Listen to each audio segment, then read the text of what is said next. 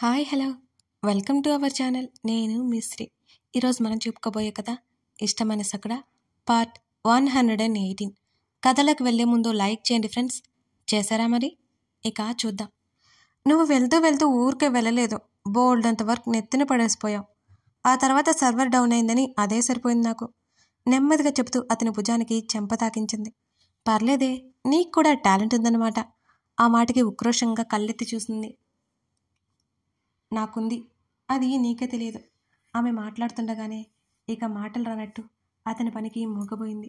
ఆమె జుట్టులో నెమ్మదిగా వేళ్లతో నిమురుతుంటే హాయిగా అనిపించింది. అయితే బాగా కష్టపడుతున్నావన్నమాట. మరో చేత్తో ఆమె నడుము సవరిస్తూ అన్నాడు. చిన్నగా ఏదో పలికింది కానీ మాట రాలేదు. మరో రాత్రి మధురంగా కరిగిపోయింది వారిద్దరి మధ్య. మరో 10 రోజులు ఎలా గడిచిపోయాయో కూడా తెలియలేదు. వేద కనిరెప్పలు కదులుతున్నాయి. ఏదో ఆలోచన ఆమె పక్కనే కూర్చున్న హర్ష అప్రయత్నంగా ఆమె వైపు చూశాడు.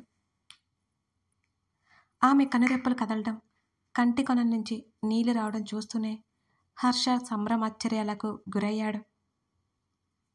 వెంటనే బయటికి పరిగెత్తి అక్కడున్న నర్స్ని పిలిచాడు. ఆమె అప్పటికే డాక్టర్కి కాల్ చేస్తూ గదిలోకి వచ్చింది. వేదు అతను ఆశ్చర్యంగా పిలుస్తుంటే, ప్లీజ్ సార్, మీరు తొందర పెట్టకండి, మేడం స్ట్రెస్ అవుతుంది. నర్స్ చెప్పడంతో ఆమె చేతిని పట్టుకుని గట్టిగా పట్టుకున్నాడు, ఏం మాట్లాడకుండా. కళ్ళు తెరవడానికి చాలా ప్రయత్నిస్తూ ముఖం చిట్లించుకుంది వేద. ఆమె తల విపరీతమైన నొప్పి కలుగుతోంది. అసలు ఎంత ప్రయత్నించినా ఆమె చీకట్లోనే ఉంది. ఆ గాఢాంధకారం నుంచి బయటికి రావడం ఆమె వల్ల కావడం లేదు.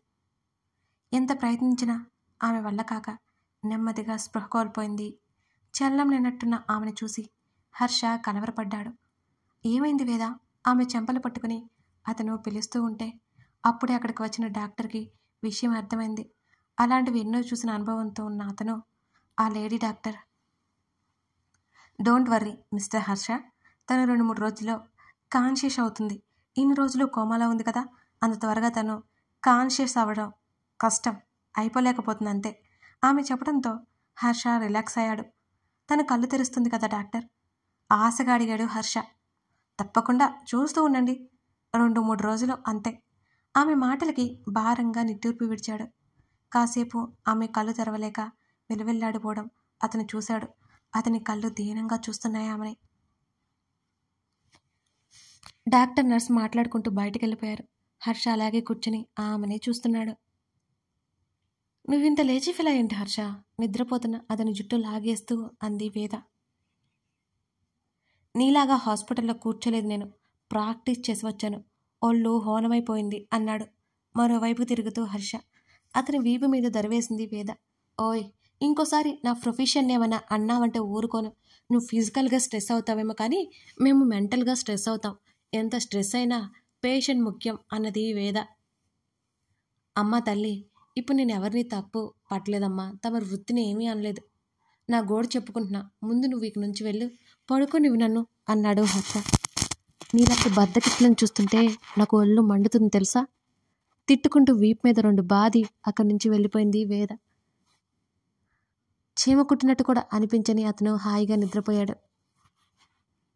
ఆమె ఊసులు, ఆ ఊసుల్లో బాసలన్నీ గుర్తుకొస్తుంటే చేతుల్లో ముఖం దాచుకున్నాడు హర్ష. గగన్ నుంచి ఫోన్ కాల్ వస్తుంటే లిఫ్ట్ చేశాడు. హర్ష, గగన్ స్వరం సీరియస్గా వచ్చింది. ఏమైంది? ఏదో జరిగిందని హర్షకు కూడా అర్థమైంది. న్యూస్ చూడు అనగానే హర్ష టీవీ ఆన్ చేశాడు. మై గాడ్, ఎవడో నీ పిక్స్ని లీక్ చేశాడు, నువ్వైతే బయటికి రావద్దు మరీ చెప్పాడు గగన్. అందరికీ తెలిసిపోయింది కదరా, ఇంకెందుకు లోపల ఉండడం అన్నాడు హర్ష. నువ్వు కామన్ మ్యాన్ కాదు, నువ్వు లేవు అని న్యూస్ వచ్చి రిప్లై చేస్తూ నువ్వు ఉన్నావని ఇప్పుడు న్యూస్ వస్తుంది. ఇలాంటి పెద్ద అబద్ధం చెప్పడానికి రీజన్ అడుగుతారు, ఏం చెప్తావు? గగన్ విసుక్కున్నాడు. ఏదో ఒకటి చెప్తానులే విరక్తిగా అన్నాడు హర్ష. Are you mad? నువ్వు ఒక్క మాట జారినా ఇప్పుడిప్పుడే బిల్డ్ అవుతున్నా నీ నేమ్ కొలాప్స్ అవుతుంది. గగన్ సీరియస్గా వార్నింగ్ ఇచ్చాడు హర్షకి. నా నేమ్, కెరియర్ ఇవన్నీ నాకు ఇప్పుడు గుర్తు రావట్లేదు. మళ్ళీ ఆలోచన కూడా వస్తుందో రాదో నాకు తెలియదు. నా లైఫ్ ఆగిపోయిందిరా. అతని మాటల్లో నిర్లిప్తత గగన్కి అర్థమైంది. పిచ్చి పిచ్చిగా మాట్లాడుకో, ఏదో జరిగిపోయిందని ఆగిపోతావా? ఎన్ని సంవత్సరాలు పట్టింది నీ గోల్ రీచ్ అవ్వడానికి? అంకుల్తోనే మాట్లాడతాను, నువ్వక్కడే ఉండు, మీడియా ముందుకు రావద్దు, హర్ష గట్టిగా చెప్పాడు. అన్నాడు హర్ష. వేద సిచ్యువేషన్ ఎలా ఉంది? ఆ రోజు పొద్దున జరిగిన విషయం చెప్పాడు హర్ష. గగన్కి చెప్పలేనంత సంతోషంగా అనిపించింది. గలగలా మాట్లాడే వేద మూగగా ఉండడం అతను తీసుకోలేకపోయాడు. ఆమె త్వరగా మేలుకోవాలని ఎంత కోరుకున్నాడో అతనికే తెలుసు. టేక్ కేర్ ఆఫ్ హర్ అన్నాడు గగన్. ఆదిత్య కూడా అక్కడికి వచ్చాడు అదే న్యూస్ గురించి చెప్పడానికి. కాల్ కట్ చేసిన గగన్కి అప్పటికే మాలవిక నుంచి 5 మిస్డ్ కాల్స్ ఉండడంతో ఒక క్షణం ఆలస్యం చేయకుండా కాల్ బ్యాక్ చేశాడు గగన్. What happen ma'am? అతడు కంగారుని అణుచుకుంటూ అడిగాడు.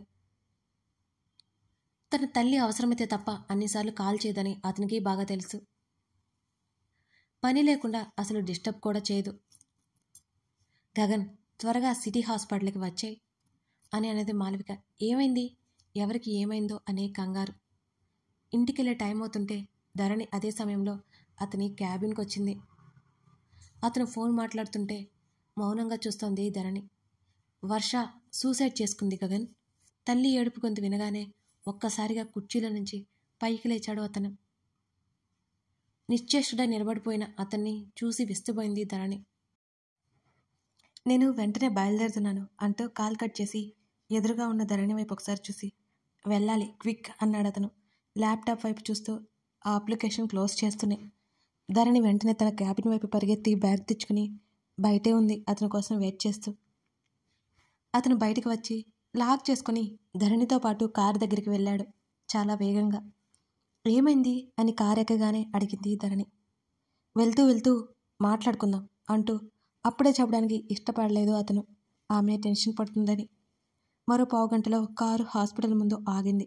హాస్పిటల్ను చూడగానే ఆమె గుండె గుబేలమంది. ఆమె భుజం చుట్టూ చేయేసి టెన్షన్ పడుకో అంటూ ఒత్తిపట్టి చెప్పి, వర్ష సూసైడ్ చేసుకుంది, షీ విల్ బి ఫైన్ అతను చెప్పగానే హతాశురాలే చూసింది ధరణి. మాటలు రానట్టు ఆమె ఏదో అడిగేలోపు అతను ఆమెతో పాటు గబగబా వర్ష ఎక్కడుందో తల్లికి ఒకసారి కాల్ చేసి కనుక్కొని అటువైపుకి వెళ్ళాడు గగన్. వర్ష సూసైడ్ చేసుకోవడం అనే విషయం ధరణికి పిచ్చి ఆశ్చర్యంగా ఉంది. వర్షకి సూసైడ్ చేసుకోవాల్సిన అవసరం ఏంటి? అసలు ఎందుకు ఇలాంటి పిచ్చి పని చేసింది? తన తల్లి, తండ్రి, బామ్మ, అత్తయ్య, మావయ్య అందరూ ఉన్నారు కదా. ధరణికి అయోమయంగాను భయంగాను కంగారుగాను ఉంది. మాలవిక కనిపించగానే ధరణి భుజం మీద చేయి తీసి అటువైపుకి వెళ్ళాడు గగన్. ప్రకాష్, మాలవికతో పాటు ఎవరో ఒక అమ్మాయి కూడా ఉంది. అసలు ఏమైంది మామ్? తల్లి ముఖంలో కనబడుతున్న బాధను చూస్తూ ఆమె భుజం చుట్టూ చేయి వేశాడు గగన్. దగ్గరికి తీసుకుని అడిగాడు. ఎక్కడికో వెళ్ళి వచ్చిందట. అప్పుడు రూమ్లో ఎవరూ లేరట. మరో అరగంటలో ఈ అమ్మాయి వర్ష రూమ్లోకి వెళ్ళేసరికి హ్యాండ్ కట్ చేసుకుని కనిపించింది. అప్పటికే అన్కాన్షియస్ అయింది గగన్. మాలవిక చెప్తుండగానే ఆ అమ్మాయి వైపు పరీక్షగా చూశాడు గగన్. తను ఈ మధ్య ఆఫీస్కి రెగ్యులర్గా రావట్లేదు, దాని గురించి మాట్లాడడానికి వెళ్ళాను అన్నది భయంగా ఆ అమ్మాయి. థ్యాంక్ యూ అన్నాడు అతను. డాక్టర్ ఏమన్నారు అని అడిగాడు తండ్రిని చూస్తూ గగన్. ఇంకా ఏం చెప్పలేదు గగన్. ఇది ఇలాంటి పిచ్చి పని చేస్తుందని ఊహించలేదు. ఎందుకు చేసుకుందో ఏంటో. మాలవిక గొంతు జీరపోయింది వర్షని తలుచుకుంటుంటే. తల్లిని వదిలి తండ్రి వైపు వచ్చాడు అతను. వాళ్ళిద్దరూ మాట్లాడుకుంటూ అటు ఇటు ముందుకెళ్ళిపోయారు. అత్తా, ధరణి గొంతు సన్నగా వణుకుతోంది.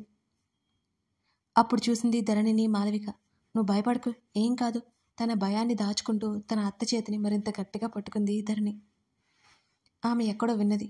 మనం ఒక దాని గురించి జరగాలి అనుకున్నామంటే ఆ పని జరిగే అవకాశాలు ఎక్కువట. వర్షకి ఏం కాకూడదు ఎన్నిసార్లు కోరుకుందో ధరణి. మాలవికకి కొంచెం నీళ్లు తాగించి కూర్చుంది ఆ పక్కనే ధరణి. అప్పటికే చీకటి పడుతుందని వర్ష ఫ్రెండ్స్కి మరోసారి కృతజ్ఞతలు తెలిపి వెళ్ళిపోమని చెప్పింది ధరణి. ఆ తర్వాత రోజు వస్తానంటూ ఆ అమ్మాయి కూడా వెళ్ళిపోయింది. అత్తా, బామ్మ వాళ్ళకి తెలుసా అని అడిగింది పార్వతమ్మను ఉద్దేశించి. ఎప్పుడో తెలుస్తుందని వెంటనే బయలుదేరతామన్నారు. ఇంకో 1-2 గంటలు వచ్చేస్తారు వాళ్ళు అన్నది మాలవిక. అసలు వర్ష ఈ పని చేయడానికి కారణం ఏంటి? ధరణికి ఎంత ఆలోచించినా అసలు అర్థమే కాలేదు. హర్ష బ్రతికే ఉన్నట్టు గెస్ట్ హౌస్లో సీక్రెట్గా ఉంటున్న కొన్ని ఫోటోలు బయటకు వచ్చేశాయి. హైడ్ అయ్యి జనాలను మోసం చేస్తున్నానట్టు వస్తున్న ఆరోపణలు ఎదుర్కోవడానికి సిద్ధంగా ఉన్నాడు జయరాం. వీడియో క్లిప్స్ కూడా ఉన్నాయి. హర్ష తండ్రి జయరాం దాని మీద మాట్లాడవలసి వచ్చింది. హర్ష మీద హత్యాయత్నం జరిగిందని, ఇంకా తన కొడుకు కోలుకోలేదని చెప్పగా తప్పలేదు. ఇప్పుడు తన కొడుకు బ్రతికలేడు అని చెప్పినా మరికొద్ది రోజుల్లో అతను అందరి ముందుకు రావాలి. అందుకే జయరాం బ్రతికున్న విషయం బయటపెట్టి అన్నీ దాచేశాడు. తన ఆస్తి అంతా పోయినా పర్లేదు, తన కొడుకులకి కోడలకి ఈ పరిస్థితి పట్టించినా వాళ్ళని వదలకూడదు బలంగా అనుకుంటున్నట్టు ఉన్నాడు జయరాం. ఇదివరకు కంటే కొంచెం ఫ్రీగా ఉండగలుగుతుంది అమృత. కానీ అప్పుడప్పుడు దీర్ఘాలోచనలోకి వెళ్ళిపోవడం కమల్కి తెలియకుండా లేదు. రాత్రులు ఏడవడం, ఎక్కువ బయటికి వెళ్ళడానికి ఇష్టపడకపోవడం ఇంకా పోలేదు ఆమెలో. ఆమె కోసం ఆమెతో ఎక్కువ టైం స్పెండ్ చేస్తున్నాడు కమల్. సాయంత్రం అతని ఇంటికి వచ్చేసరికి బెడ్ మీద కూర్చుని కాళ్ళు పైకి పెట్టి వాడి చుట్టూ చేతులు వేసి మోకాళ్ళకి గడ్డమానించి సర్వం కోల్పోయిన దానిలా కూర్చుని ఉంది అమృత. ఆమె ఏదో ఆలోచిస్తున్నట్టుంది. అతడు రావడం, డ్రెస్ చేంజ్ చేసుకోవడం కూడా, ఆమె పక్కకి రావడం అదంతా గమనించే స్థితిలో కూడా లేదు. ఆమె భుజం మీద చేపడగానే ఒక్కసారిగా ఉలిక్కిపడింది. కమల్ని చూసి ఊపిరి పీల్చుకుంది. ఎంతసేపు అవుతుంది వచ్చి అని అడిగింది తేరుకుంటూ. ఇప్పుడే. ఏం ఆలోచిస్తున్నావు అని అడిగాడు. తను ఇలా ఉంటే అతను మళ్ళీ బాధపడతాడని సర్దుకుని, ఆ రోజు ఏం జరిగింది కమల్? నిజంగానే నువ్వే నా మెడలో తాళి కట్టావా అని బేలగా అడిగింది అమృత. దీనంగా ఉన్న ఆమె ముఖాన్ని చూసి దగ్గరికి తీసుకున్నాడు కమల్. సర్దుకుని కూర్చుంది అమృత. ఇప్పుడు అవన్నీ ఎందుకు ఆలోచిస్తున్నావు? శరణితో ఉండొచ్చు కదా, ఒక్కదానివి ఎందుకు కూర్చున్నావు నువ్వు ఇక్కడ అని అడిగాడు కమల్. మాట దాటేకు, చెప్పు అన్నది ఏడుపు గొంతుతో అమృత. నేనే నీ మెల్లో కట్టేశా అంటూ ఆమె కళ్ళల్లోకి చూశాడు. నమ్ముతావా అన్నట్టుగా ఉన్నాయి అతని చూపులు. ఎందుకు కమల్ ఇదంతా చేసావు ఎందుకు? నువ్వు అసలు సంతోషంగా లేవు అంటూ పెద్దగా ఏడవసాగింది అమృత. ఈ సిరీస్ గురించి మీతో ఒక విషయం పంచుకోవాలనుకుంటున్నాను. ఇందులో ప్రతి క్యారెక్టర్ వారి పరిస్థితుల వెనుక నేను ఏదో ఒకటి చెప్పదలుచుకున్నాను. మీరు కొంచెం లోతుగా ఆలోచిస్తే ఇట్టే అర్థమైపోతుంది. కథ మొదల దగ్గర నుంచి ఇప్పటి వరకు ఏ క్యారెక్టర్స్ ద్వారా ఏం చెప్పదలుచుకున్నానో మీకు అర్థమయ్యేలా ఉండాలి అనేది నా అభిప్రాయం.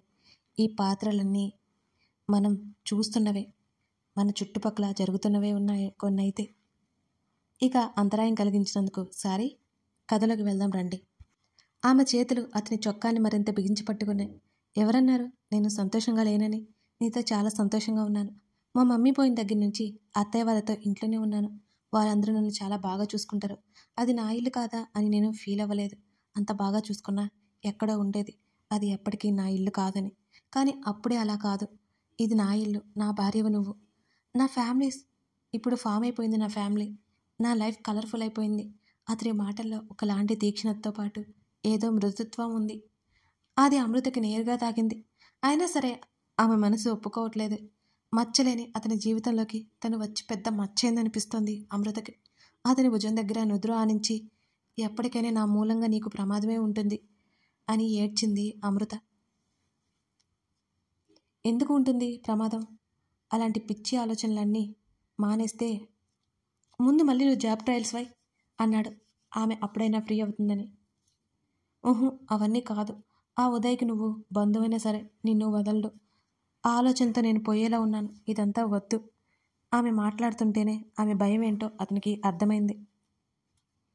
అసలు నేను చూసిన అమృత నువ్వు ఒకరేనా అని అడిగాడు కమల్.